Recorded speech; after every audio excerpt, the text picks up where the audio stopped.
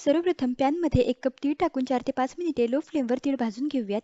तीळ छान खरपूस भाजून झाल्यावर ते एका ताटात काढून संपूर्ण थंड करून घेऊयात. आता त्याच पॅनमध्ये पाव कप शेंगदाणे लो फ्लेमवर खरपूस भाजून घेऊयात.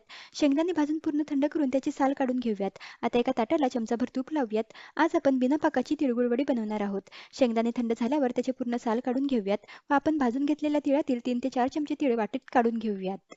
आता मिक्सरच्या जारमध्ये शेंगदाणे जाडसर दळूयात. शेंगदाणे दळल्यावर ते प्लेटमध्ये काढून त्याच जारमध्ये तीळ टाकून जाडसर दळूयात.